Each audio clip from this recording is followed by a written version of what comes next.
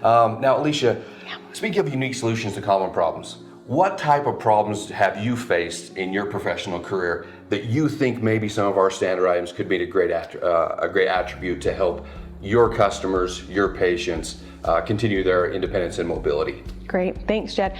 Like you said, the goal is to kind of, keep people in their homes. They want to have their independence. That's such a drive for them. And a big part of the time is spent in their living rooms, Sure. Watching TV, being comfortable, things like that. So a lot of the things we would run into would be people getting in and out of their chairs.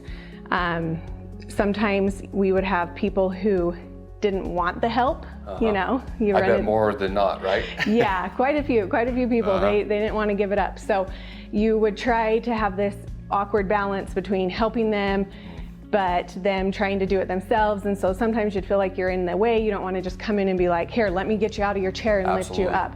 Plus that brings on a problem for the caregivers, back problems, things like that. When you're constantly up and down, helping people in and out of chairs and pulling and things like that, that's causing wear on you also. For sure. Alisha, from your experience, a non-professional caregiver who's caring for a loved one in the home, what type of challenges would they both be facing without a mobility product like this? Right. So, Jed, usually when they call us in, they have already, dealt with this for a few months and things. At that point, we've got a lot of burnout from the loved one because they are physically drained. They've been trying to get the person in and out of their chair themselves. Their backs are gonna hurt, from all of that straining and pulling because they don't have the training that we do of how to do that and things like that. They've had to readjust the way they sit in their favorite chair. They've stuffed pillows behind because they can't sit so far back because then it's hard to get up and out of the chair. For sure. They've worn out their armchairs because they've pushed on them, just things like that when you don't have something to help you out of a chair and you're having someone do it, it is really hard on both of you. They're frustrated because they don't want help to begin with. Most of the time they're even mad that they are losing a little bit of that independence. They're becoming fall hazards a lot of the time. We've seen things like that. They've usually had some kind of accident and that's why they're calling us. Things like that. So as they try to get out of the chair, another problem you'd run into, you couldn't just pull, you don't go up to someone and pull them out of a chair. So and why is that? Why can't you just yank them out of that chair? Well, for a lot of reasons. As you get older, your skin thins, and so we would run into skin tears a lot. And using the wrist-to-wrist technique? Yes, even wrist-to-wrist, sometimes you risked getting that. For sure. And then also dislocations. You didn't want to pull people's arms ever, and so you would try to get them to the edge of the chair and then you hook and stand. So we would do things like sticking pillows behind backs to help push them off the chair. You're going to get them trying to rock and momentum. And the rocking technique. So you get them to the front of the chair and they start to do that rock. Where's the danger that is associated with that technique? Right. So sometimes, if they're not strong enough, their abs, things like that, sometimes you'd have them topple over. So that was kind of a concern we ran into. So things like that. But then it was hard. The arms chairs, even sometimes if they're not strong enough to push themselves up and out, things like that. So did you ever run into a situation where the arms were just too plush? Absolutely. I mean, they really couldn't get to the actual frame to create any up-force. Yes, and they like to keep their chairs, they're comfortable, so they wear and break down. So even if they were high enough, as they would push on it, it just couldn't get them up and up out of the chairs. And I think that is a really point you brought to the table there is everybody has their favorite place to sit, right? So Standard has our Able tray that we can see here. And what it is really designed to do is to allow people to have their complete standing and sitting mobility while sitting in their favorite chair. Now, one thing we didn't really cover that I'd like to run over real quick here, I just mentioned sitting. So everybody thinks of when it comes to mobility challenges, it's all about standing. Okay. What about the sitting element in this? Great point, Jed. Sometimes, you would get people to their chairs and then they would just flop back. Flop in. Yeah, sure. they just think it's there to catch me, I'll just sit in it. Right. Well, that runs the risk of head injuries. Things I personally would see, like we've got even set up here now, people have lamps next to their things. Right.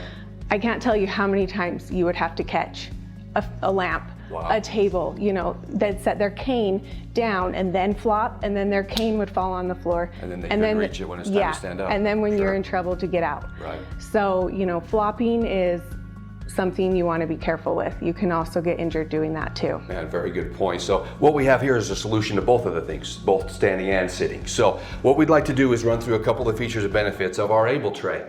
The great thing about this piece to start is that it works with just about any piece of furniture on the planet. You can orient it on the inside of the arm or on the outside, depending on where you put the feet of the furniture on the pedals. And that's really the big story here of what keeps it secure, is the feet of the furniture actually sit on the pedals of the foot of the device. It will adjust in height and in depth, and it will adjust to the deepest depth of any piece of furniture we can find during our research. We can also adjust the height of this very, very easily, depending on the height of the patient, because as you know, Alisha, you can't get this too tall or they can't create any up force on it as well. Right. We have this great curved handle, which allows you to grab just about anywhere, whether it be one or two-handed. But the big talking point here is our bamboo swivel tray. So I'm gonna sit down in here and do a quick demonstration of how this would work. To Alicia's point, what we see happen a lot is people will get to this point, then they kind of stabilize, and then they just flop into the chair. And as she mentioned, it's really tough on the neck, back, shoulders, you can knock things over. So what the Able Tray is designed to do is to either one or two-handed, stabilize at that same point, get the calves up against that front of the chair, and then sit. So that's what we're looking at here. And then, Alisha also mentioned, I think it's important to revisit, is it's not just the standing portion, it's getting to the front of the chair. Right? So often that's a big part. She even mentioned putting pillows behind their back. So what this allows us to do is bring us to the front of the chair and then use it two-handed or one-handed to stand. So we talked about the standing handle here. We also want to talk about how great this tray can be. Now, people with mobility challenges spend about 50% more time than the rest of us sitting, right? So that creates a lot of challenges, not only with the body, but then how do they just operate in their day? So we have this great bamboo tray, has a utensil holder and a cup holder. Alisha, if you don't mind handing me a couple of common items we would use during the day. So she's gonna first hand me the laptop, and we're gonna just look at this. Obviously, computers are a big part of all of our days.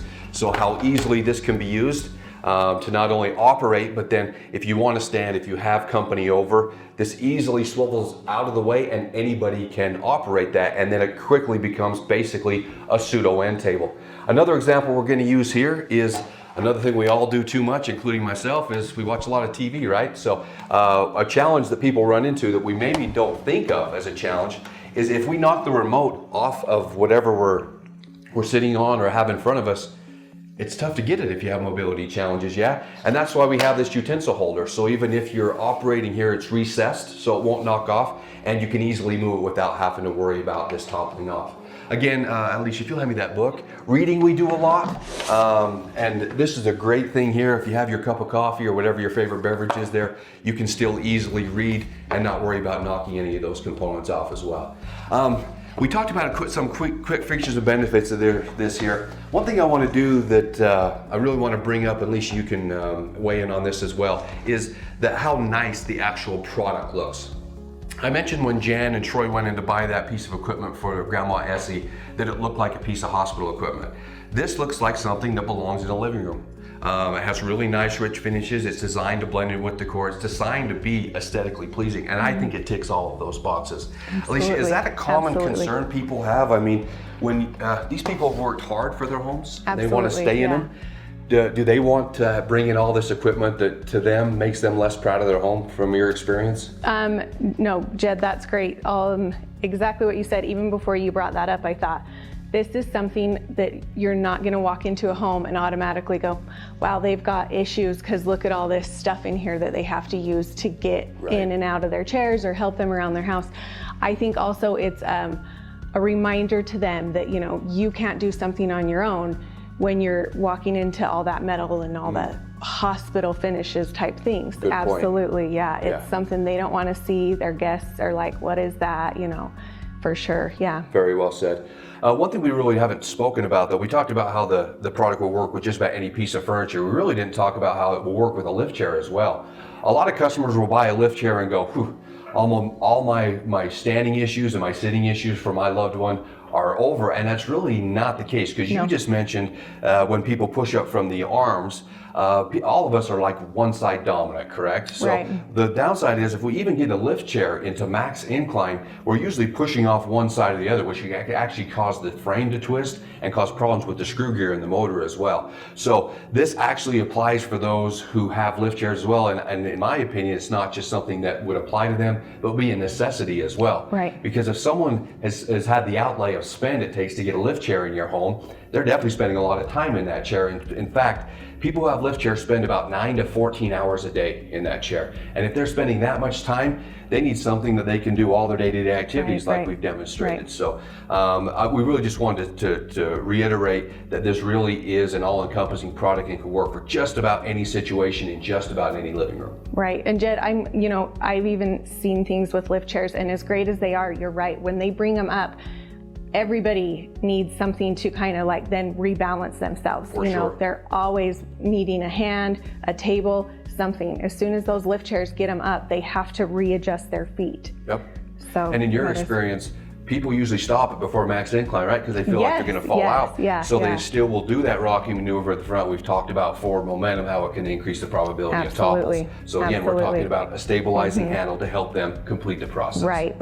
Excellent. Absolutely. Please look at all the reviews on the Able Tray. You'll see that it's something that has worked well across basically all people's mobility challenges. And one thing we really didn't talk about, Alisha, is that this is not just for elderly people, correct? Right. In your experience, it's not just for people who are getting a little bit up there in age. I mean, this could be for someone who has mobility challenges, any aspect, including rehab, correct? Yes. In fact, so everybody does think automatically when I say like home health, they think elderly people, but you can have that for many of reasons. Recovering for surgery is a big thing, that we would assist with temporarily. And same thing, they're spending a lot of time in their favorite chairs during that. And so not only that, but it's to everybody. It's so annoying when you sit down in your chair, you're finally comfortable, and you realize, oh, I forgot my drink. Oh, I forgot the remote. Oh, I forgot my cell phone. So true. So this tray is so great because you can put all of that there. You're not having to get in and out of your chair a lot. One thing I also really love that I noticed about this product is tripping hazards. That we run into that a lot of the time. This does not cause that. I love that you guys have made it to go under the foot. That's so great. Great point. That recessed foot was part of that design, so we don't have the old trip and fall TV tray out in front of us, correct? Yeah.